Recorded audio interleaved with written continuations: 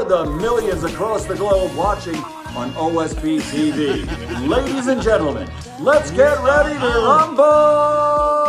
OSP, we are back. Welcome back, OG Woods. Well, thank you, brother.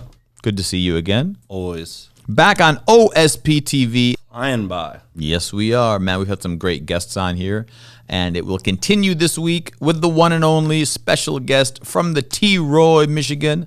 That's Troy, Michigan, for all of you that don't know. OSP's finest. OSP Marketing, one of OSP Marketing's finest. Comeback Director of the Year, if I may add. Runs a wonderful AT&T campaign out in Troy, Michigan. The one and only Mr. Jered Reid. Jered, welcome, sir. Thanks for having me. I'm excited to be on. Well, it's good to have you on. Well, we are just coming off of our 10-year OSP National Conference that we had in Chicago, Illinois. Wow. Man, I don't even know how to even explain what we just went through. OG, what you think? It was spectacular. I think we owned social media for about 48 hours. Agreed. Jered? That was by far my best experience when it comes to any conference. Man, so for everybody that has not seen all the hype and the promotions for it and all the build-up for the past month and a half, held it in Chicago, Wheeling, actually, right, a suburb of Chicago, opened up the night with the one and only Michael Buffer. What did you think of that? Now, mind you, nobody knew. Nobody knew that was happening. Did you know? No. It didn't leak? No, I had no idea. In fact, I was like, it's kind of surprised why this old guy was on the screen, and then he started talking about, I know exactly who that guy is. Oh, okay. So you're removed from even knowing who he was? Yeah. That was, by the way, one of the reservations that we had about Michael Buffer. But when you heard his voice, you started knowing who he was. 100%. Yeah. Yep. Yeah. That was our worry. I remember when you told me, it was probably the hardest secret to keep about the conference, but our worry was, some of these guys didn't know who Jerry Maguire was. Right. We had the guy that, David Meltzer, that movie was made after. Michael Buffer's even older. Yeah, but the thing is, Buffer's more relevant, right? He's still in the limelight. He's still in all the big fights, and he's still, announcing it. And let's get ready to rumble, which, by the way, is the OSP TV opening now, right, Johnny? That's sweet. Michael Buffer made a special intro for OSP TV, so we'll be opening the shows up with that moving forward. But yeah, so Michael Buffer opened up the national conference, and then he gave each director their own introduction. That was pretty cool. Yeah, that was awesome. The whole walkout was great. I had the time of my life. You can say for the rest of your life, Michael Buffer introduced you. Wow. I feel like a celebrity. You got introduced by Michael Buffer before I did. You're welcome. I'll teach you next time. Yeah, I know, man. But Michael Buffer bringing out all the directors on stage, that was awesome. And then, of course, we celebrated 10 years, kind of a look back at everything OSP has done. Man, just it's been phenomenal. I just sat and I was talking with the CEO and founder, Dean, and we were just reflecting back on some stuff on how he started from a retail store from AT&T, and he grew it into this direct marketing customer acquisition monster that it is now. And then we got into OSP Health, full service and accredited diagnostic laboratory. And then it went into OSP Sports and Entertainment, which we're just getting off the ground now. And then OSP Cares, the nonprofit organization. And this, our newest creation of OSP or subsidiary, OSP TV. So, I mean, the progress over 10 years has been just phenomenal. So we celebrated that. David Meltzer, how about that guy? It was mind-blowing. I was one of those people when you said his name, it's like, I have no idea who this guy is. Yeah. And then you said Jerry Maguire. I remember it was Tom Cruise, I think that Yeah, played. yeah. Yep. Tom Cruise and Cuba Gooding Jr. Yep. And then his breakout when it was just the directors was mind-blowing. And then the fact that he gave out his personal number and he actually put a challenge up. He said, I'm going to put this number out and I guarantee you less than like 60% of you guys are ever going to reach out to me. Wow. And ironically... Oh, he gave you guys his number. Yeah. And Wow. ironically, one of my reps actually already reached out through social media and he's already responded. Yeah, he's great, by the way. He is phenomenal on social media. That's one guy that you can really look after and see how engaging he is. But entrepreneur, author, actor, sports agent of the year, humanitarian, he's done it all. Lost a fortune of money, man, like 100 million, 120 million. Wow. Yeah, and then made it all back again. Yeah, he said that he lost a ton of money, and then within the first hour of bankruptcy, he made his first $1 million back. Wow. Like imagine losing all that, his Ferraris, his houses, his golf course that he had, And then after he signed the papers at bankruptcy, he said he got like $1 million right after. Wow. Nah, he's a beast. He was a That's beast. a good day or a bad day. It's a good day on the Meltzer playing field. So David Meltzer was great. By the way, I heard that also. The breakout, he killed it. One of our directors out in Dallas said it. He goes, man, if there was anything the conference, one of the highlights, if not the highlight, was the Meltzer breakout. It was great. Yeah. Well, and not only Meltzer, but I feel like all of the speakers went out of their way to connect with everyone that attended the conference. Most times these speakers, they come in, they speak, and they're gone. Mm-hmm. These guys were there early for everything. They connected afterwards. It was great. Yeah. Yeah. No, it was great. So then we followed that up with Coach Larry Wade. Man, that was intense. The GOAT. Coach Larry Wade, one of the best, if not the best, strength and conditioning coaches in the world. Sean Porter, Badu Jack, Caleb Plant, Luis Ortiz. You can name the champions that he's worked with and continues to work with. But it wasn't about conditioning. It wasn't about exercise. It was none of that. It was just about that winner's mindset. What's his hashtag? Do more. Do more. Do more. I think everyone's running with that right now. Man, they are. I see it all over social media. Do more. Do more. Do more. And Larry, he is the epitome. He is the definition of do more.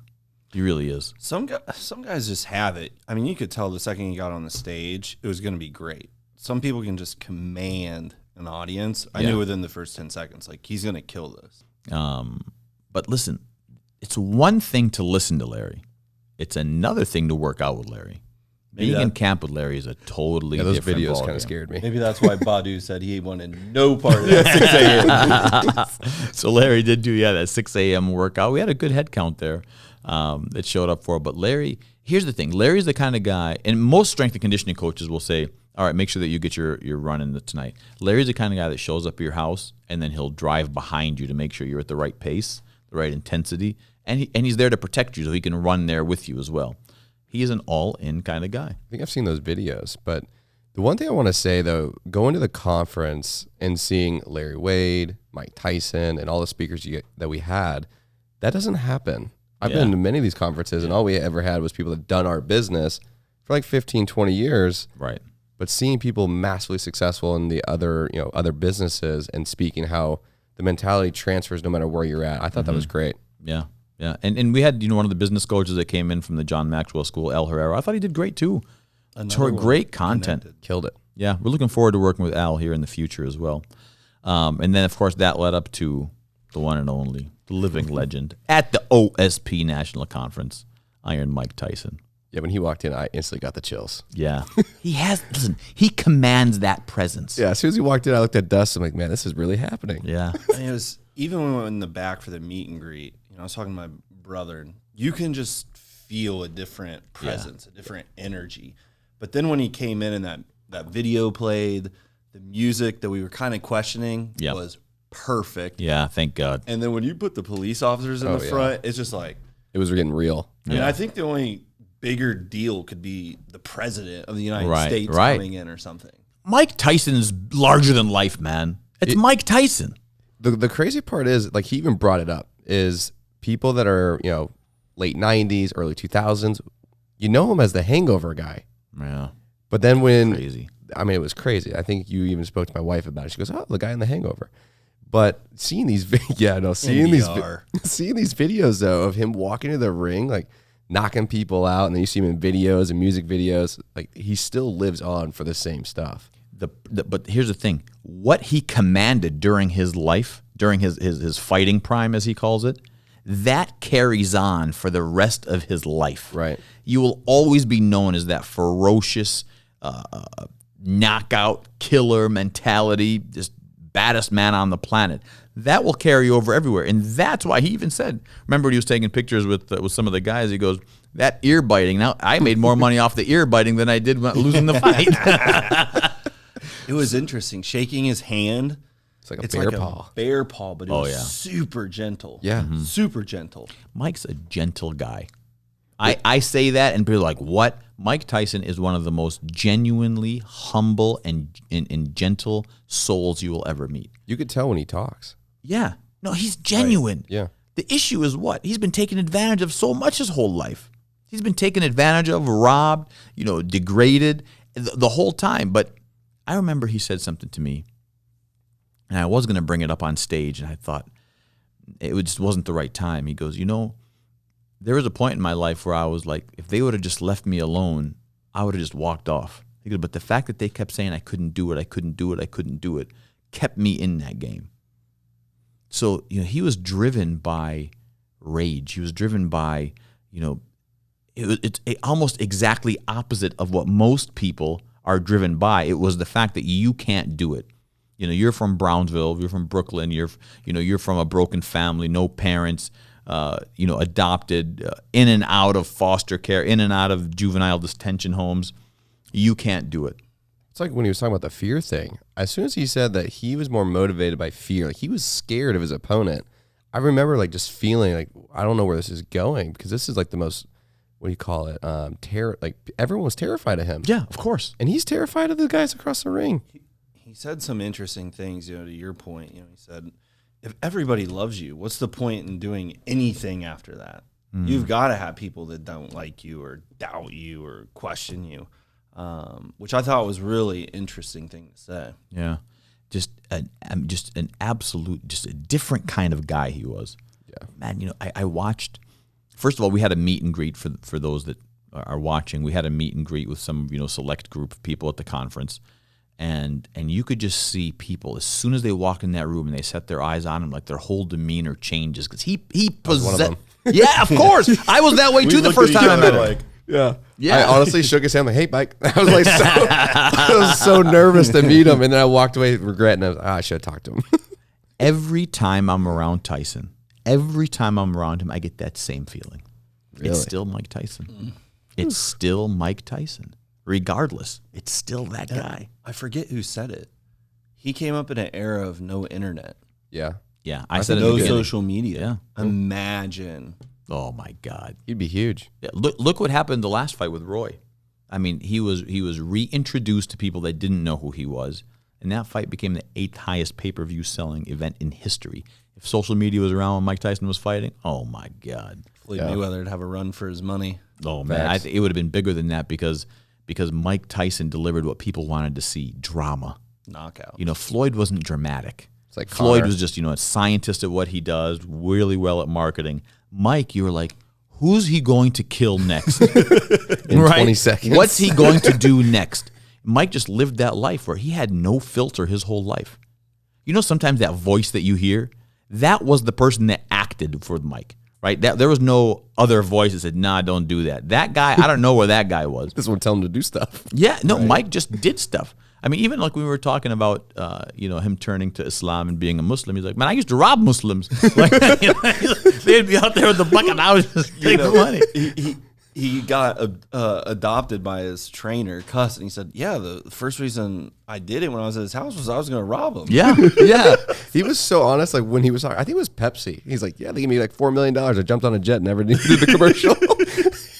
And what are they going to do about it? Right. What are you going to do about it? It was so funny. No, but Mike is almost painfully honest. And that's, by the way, that's why people laugh, because he's right. Yeah, it was crazy. Yeah. All around. And then, the night even just kept going. What was your first thought when you saw one of our award winners got a Rolex? I think 20 seconds later, I texted Amir and Dean to have a really small wrist, so you can give me one next year. Oh, my God. Yeah, so after Mike Tyson, we got caught up on that a little bit, but after that, we did have our award presentation. Jered, Comeback Director of the Year. Congratulations, sir. Thank you. That's exactly what, listen, in business, nobody's ever in the black so much where they get so comfortable and they forget about what the red is. It's almost good to sometimes touch that red line to remind you how fortunate you are to always be in the black. Every business that I've ever run, as long as I paid everybody, paid myself, and I had 1 penny left over, I was very blessed. I was very successful. And the problem is, a lot of business owners today, especially in our industry, will make so much money, especially OSP directors, which are higher paid than any other direct marketing company, make so much money that when it starts coming down on those bad months where they've have failed to do what they were supposed to do, and they start coming close to that red line, they get so nervous and they forget how blessed you were when you were at that point. Right. and you had great success, and then you've had challenges, and then you bounce back, and that's what's so commendable about that. Appreciate it. Yeah, I mean, I've been working with OSP for last 2 years. It's been ups and downs, but I just think that's life in general. And I think in today's world, you see it more often than not. Like, people want certain things, but not willing to put the work in. I think that's why Larry Wade resonated so much with the crowds, because that's what he was talking about. Yeah. But that's ultimately what makes you good at business in general. And, Sure. when you ran your breakout, you hit on that too. So I agree. So Jered, so you talked about, your office runs a very successful, one of the top AT&T offices in the country. Mm-hmm. What do you think, for you to separate yourself from everybody else, what was that one thing that really you've instilled in your team to be able to outperform everybody? I think it's just my genuine approach, and I think at the conference it was I was on the spotlight, and I think you pointed out when you were bringing me up, like, you can tell how like my guys react when either myself or anyone that's a part of it are on stage. 100%. And it's because we actually genuinely care. Right. And I think our business gets such a certain type of label, and if you do this for the right reasons, your guys respect it and they're willing to, do anything for you. So when I moved here, there was like 20 people that moved with me on the spot of 20 seconds. Right. And so I think that's what it is. Yeah, and you gave, if not the speech of the night, one of the speeches of the night. It was just so genuine. And everybody, by the way, uses that word with your speech. It was so from the heart. It was so genuine. It was so real. And really, really, everybody took a lot from that. OG, what's the most impressive thing about Jered? Just that. From day one, you can just tell good, bad, or indifferent. He's genuine. He's honest. He wears his emotion on his sleeve. So people respect that. I think a lot of times in business or our industry, some things are faked. Maybe it's in front of a camera, whatever. Like, it's just authentic. It's real. And his guys appreciate that, which is why you always have a huge group of agents and staff and employees that will drive across the country to a conference, So I think that's the biggest thing that stands out. Yeah. Matt, where'd he come from? Oklahoma? Yeah, which... Isn't that where the Tiger King's from? Whoa. Is it or isn't it? Hang on, Tonto. Before you start associating me with Oklahoma, no, so I moved... Did you come from Oklahoma? It's yes or no? From Michigan? Yeah, we went from Oklahoma to Michigan. Yes, beforehand. And you lived in Oklahoma for 3 years. He's from California. That's a long time. I know, it's way too long if you ask me. He wants you to know he's from California. Okay, he's a Valley boy. I get it. I was going to get there. I just don't want you to think I'm from Oklahoma. Because No, I'm saying you came from Oklahoma. Yes. But, okay, you're a Cali boy. You're a Valley boy. I get it. I went from California to Idaho, and then that's when I started. California to Idaho. It was actually the best move. Let's back up first. Okay. How does a truck driver with gauges end up in a entrepreneur sales director position? Do you guys actually want to hear the whole story? Yeah, now we got time. All right.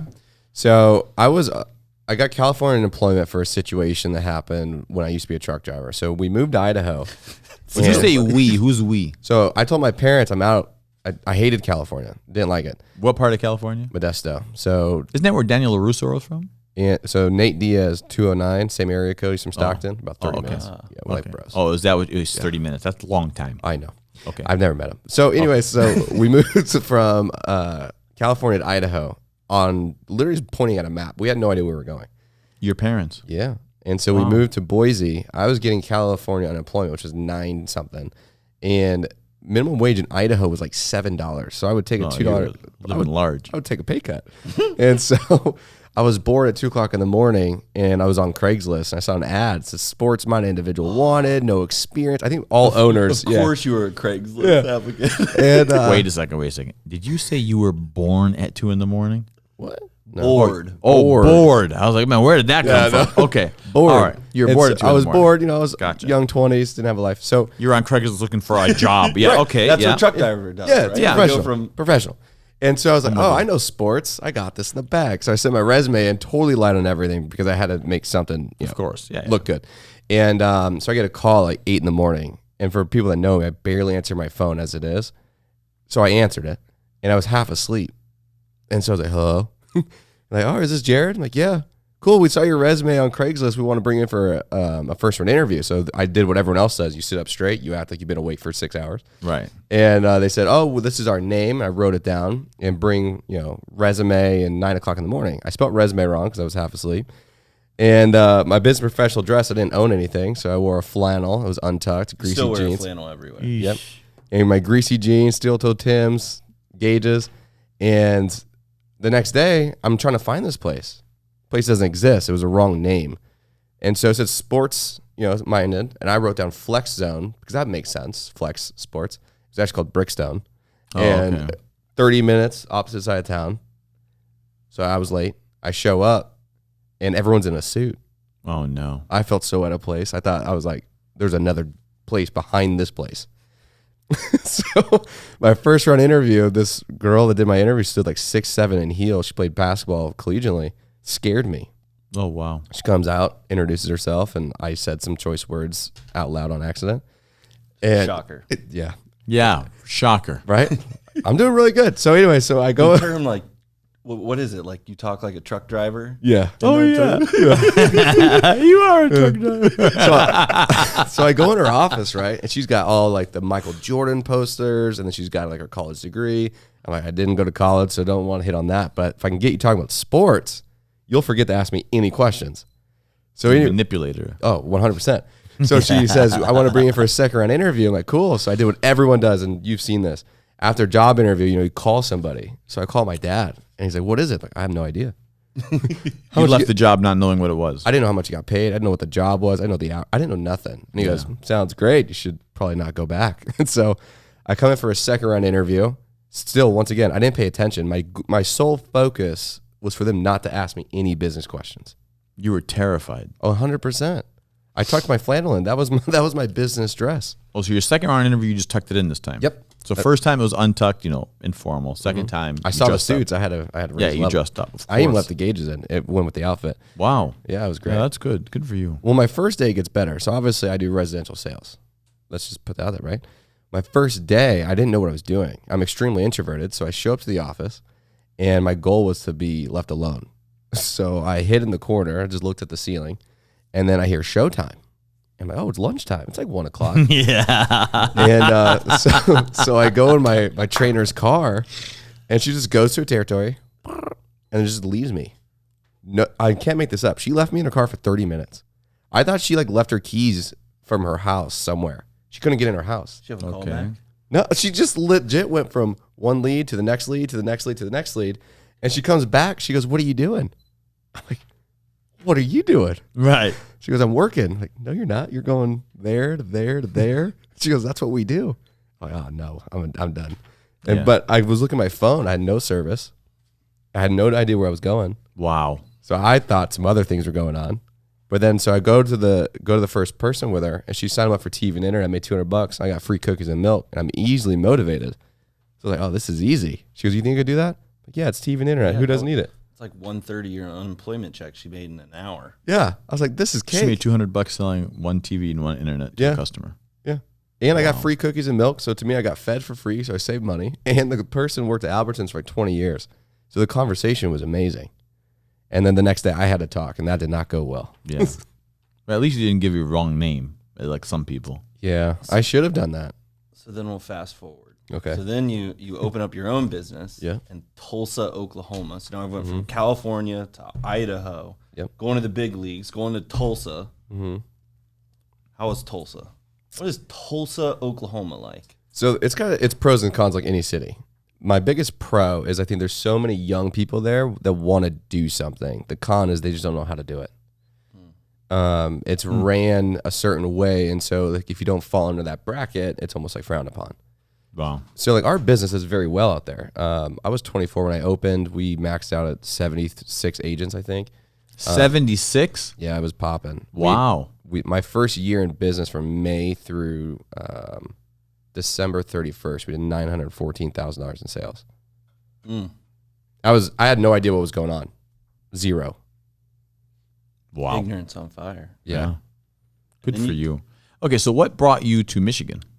A mutual, I don't even want to say person. Mutual A person. mutual person. Yeah. Okay. Well, I don't want to say friend. Right. They probably weren't a friend at that time. They're probably still not a friend. Yeah, exactly. That's why I didn't know what to say. Yeah. So someone that knew OSP. There you go. Gotcha. So you came into OSP, sat down with Dean, Yep. had a good conversation. The rest is history. Yeah. So the way it went is Dean actually spoke to me, and I told him I don't make this decision alone.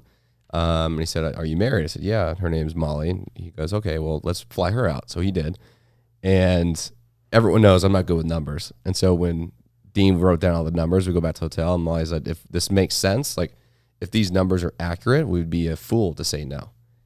And it actually took me, what, a month? You think? Yeah, he flew her out here right on spot that Right. weekend. The next day. Yeah, because then I remember when she got here, we met again, and then Dean came up to me and was like, "Hey, what are you and Brittany doing tonight? You think you could take Jered to this draft charity party I have tickets to downtown?" And that's where we kind of hit it off. I mean, we spent, 3-4 hours there? Yeah. And the crazy part is everything that Dustin told me was going to happen from my transition and move, it all happened. That's when I knew I could trust this guy. Every word he spilled out. And when he first said, I was like, nah, it's not going to happen that way. And it did. To the T. Wow. I'm the OG. Yeah. That's why he's the OG. Wow. Good for you. And you brought a crew with you. Yeah. I brought, like I said, 20 plus. And within 24-hour notice, they all lived in my house until they found their own place. That's nuts to me, man. That's crazy. Yeah. That's just crazy how that works. Yeah. Unbelievable. His biggest fear when he came here, I remember, he's like, "So how cold does it get here?" It's cold here, man. So at the pre-draft party when we were talking, I was like, "It's not that bad, It's not like Canada." And then You lied to the boy. Then he gets here, I'm like, "Bro, I'm just letting you know, It's cold. winter is real." It doesn't get cold in Oklahoma? So it's a different type of cold. So here, obviously, I think the snow actually makes it less cold, if you ask me. So in Oklahoma, it's like it's rain all the time, and so when it snows and it's cold, it's not that bad. But when it's raining and cold, it's bad. Like we would go to the field and we would wear trash bags on our feet. Like when my rookie year, that's what we did, and it would freeze when you're driving.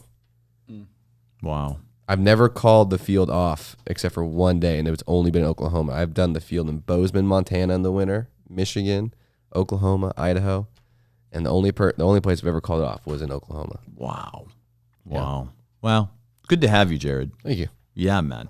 Let's talk about some things that are going on in this world. By the time this runs, the Olympics would be over, right?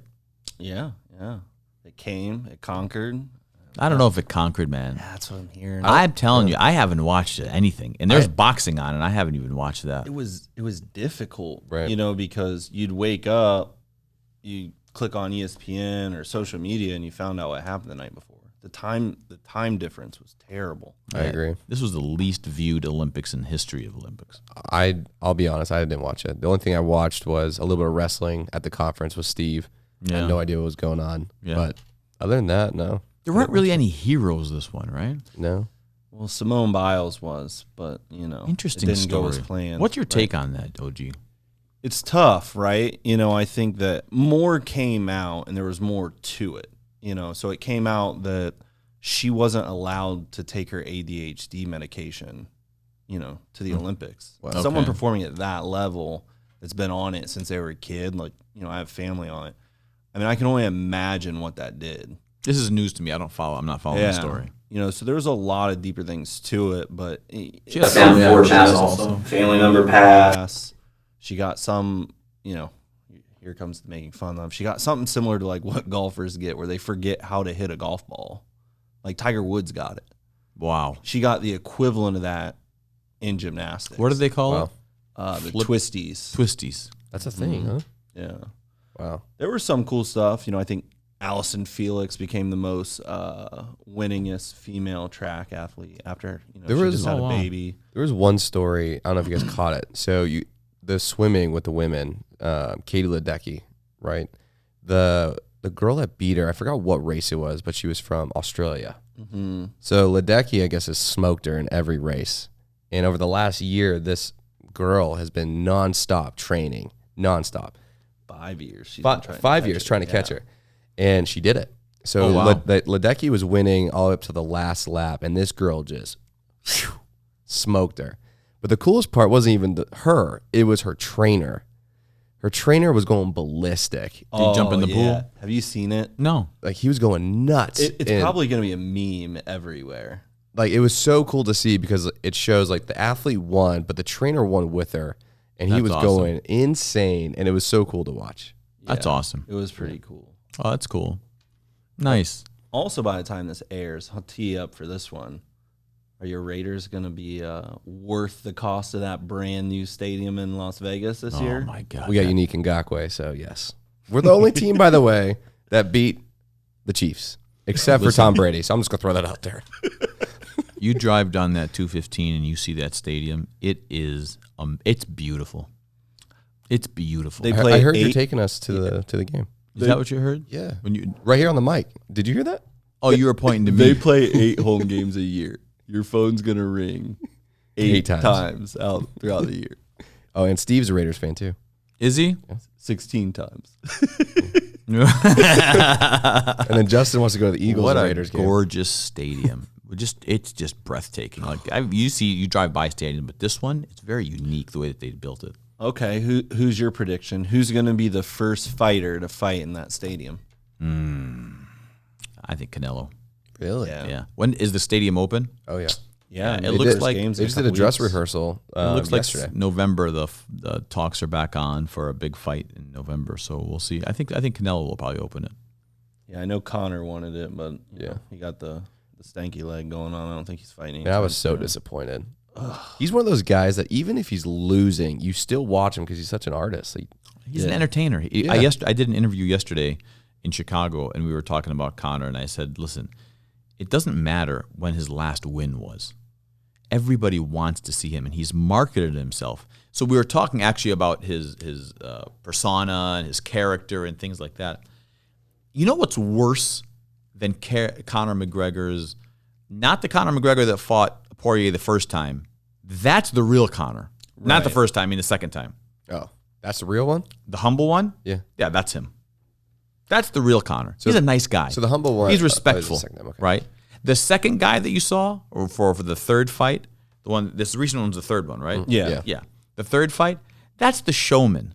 Yeah. That's the guy that has to sell the tickets. So the problem, what's worse than that guy, is the people that try to imitate him, because he knows that's not him, and he's putting on a front. The people that imitate him think it's okay to disrespect and it's okay to do those kinds of things, and they try to follow suit. But he knows he's there just for sportsmanship. Look, he had utmost respect for Khabib and his family, when he was the real Conor. But now that he needs a little bit of marketing, because there's that gap that he has to fill out for that loss. He can't sell the fight, even though it looked like he was winning the fight. Yeah. It looked like he was winning the fight. I didn't see a check, by the way. I saw him, he absorbed a lot of shots, Poirier. But I think Conor looked sharp. I think he was on point. Yeah, of course he's older, and of course he's, very wealthy. But I don't think that was a difference in the fight style. What I'm saying is the Conor that you see, that you talk about, and that you want to see is the same guy that Mike Tyson sold. What's going to happen next? What's he going to do next? Shows up to a weigh-in in a yacht, comes in, with all these crazy clothing and all this crazy stuff. And mind you, the kid is sharp. Like, he is sharp. He has the gift of gab. Some of the things that he says, you could tell he's very intellectual, and that's what makes him able to market himself. Yeah. He understands the game. I think my favorite thing is when he won the double champ. Yeah, when he's like, I would like to apologize to absolutely nobody. Yeah. No, that's brilliant. Like, he's got that brilliance to him. He's an above normal IQ kind of guy, So, and I know his biggest fan over here, Dustin Woods. Yeah, it's tough. I think the elite fighting days are over. I think it's a combination of, the game's gotten better. He's gotten older. He's gotten richer. Yeah. More of an entertainer. I think when he does come back, you'll see more boxing matches than anything else. Now, before the first Poirier fight, he signed with Audiatar, and the game plan was a Manny Pacquiao fight.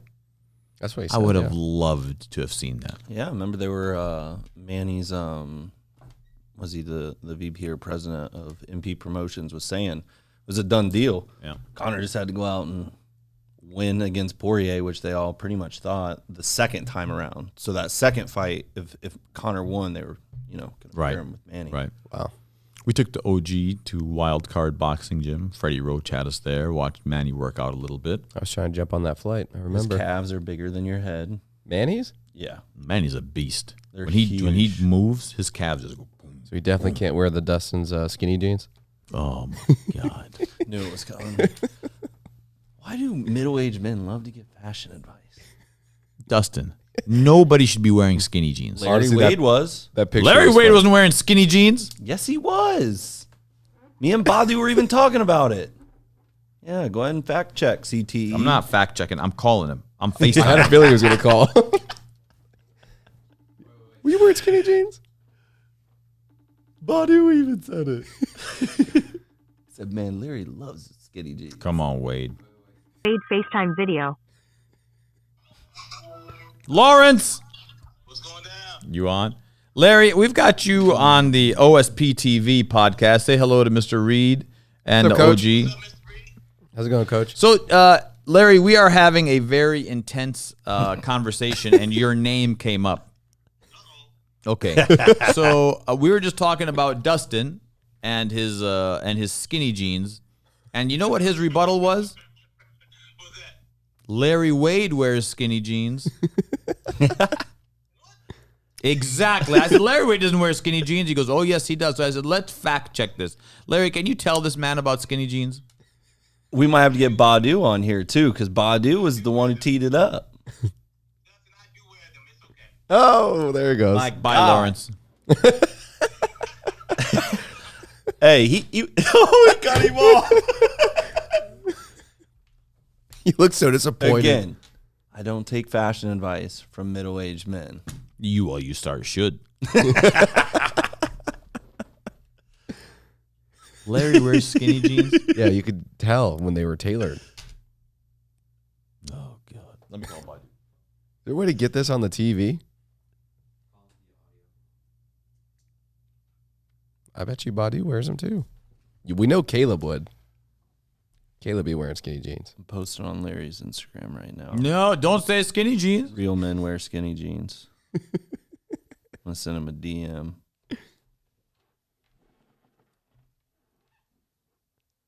Y'all too much. All right, ready? Can you call him regular? Regular or FaceTime audio?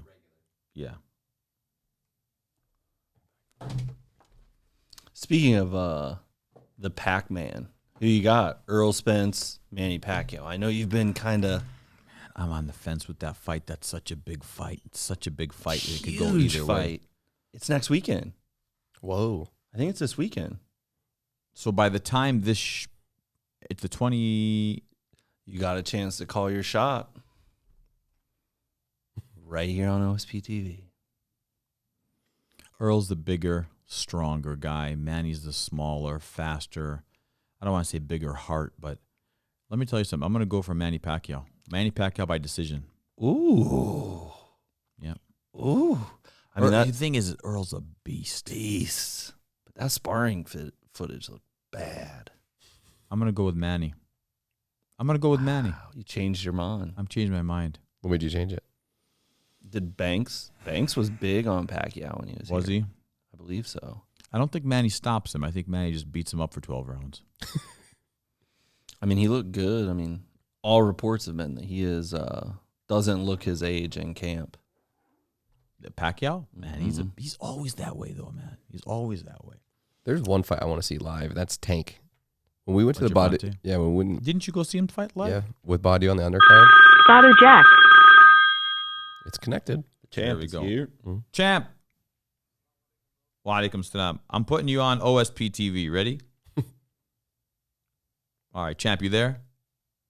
Yes, Okay. I've got Dustin Woods here and Jered Reid. You're on OSP TV. How are you, Champ? I'm good. How are you guys? We're well. We're talking about some fashion, and we thought we'd bring you in because we have a big problem. What happened? Who am I going to beat up? No, Not me. I'm good. Shit. Are you aware that your strength and conditioning coach, Larry Wade, wears skinny jeans? Yes. I was so delayed. How are you? What? Yeah. When did you know that he wears skinny jeans? And number two, why would you allow him to do it? Because, I don't know, maybe he's not 100% a man. No. What? Gonna be a lot of sprints in the morning. But I've never noticed him wear skinny jeans. Right? Well, here's the difference. Larry has way bigger legs than my skinny legs, so my skinny jeans are really skinny. No, Dustin, you wear skinny jeans. The whole thing, Badu, is we're on Dustin why he wears skinny jeans. He goes, well, Larry Wade wears skinny jeans. So I said, Larry doesn't wear skinny jeans. Actually, it looks worse, I think, when you got skinnier legs. Yeah, exactly, because then they're extra Then it skinny. looks even more skinny, to be Yeah. honest. Well, Yeah, the thing is, exactly. though, Dustin gets his like specifically tailored to be skinnier. I buy them like No, but why do you want skinny jeans? I got small legs. If I had skinny jeans on, I look like a... Yeah, okay, you don't have to finish that sentence. You don't have to finish that sentence, champ. But the question is I've never noticed Larry wearing skinny jeans. That's very disappointing to me. I'm like in awe right now. I've seen it a couple of times. All right, well, we're going to have a conversation when I get back to Vegas, champ. Good having you on OSP TV. I'll talk to you soon. We just made an entire segment off of bro. skinny jeans. Hey, called two. You never know where it's gonna go on OSP TV. It's called two Hall of Famers, pretty much. Larry wears skinny jeans? Wow. Maybe you should get on the bandwagon. Hell no. They make Gucci like that. Yeah, exactly. All of them are like that. Jered Reid, the man, the myth, the legend, joining us here. OG, thank you again. Man, Always. you're a great co-host. Thank you. That's the first thing, nice thing you've said to me all day. I was going to add it with some fashion statement, but I'm going to stop there. We're going to stop on a good note. Can't wait for the next episode. Jered, any closing thoughts, sir? No, this has been great. Thanks for having me, guys. No, we appreciate having you, and we appreciate OSP TV being in your lobby in Troy, Michigan. Absolutely. Here's the deal, Mr. Reid. You are not allowed back on the show until you get promoted to regional. Boom. Done. National by National 22. Watch it. Deal? Yeah. There Heard it it is. right You there, heard it. folks. Signing off with episode 6, Jered Reid from Troy, Michigan, Black Diamond Acquisitions. Check them out on their social media, and we're signing off. My team, my family, my My OSP. OSP. We're out.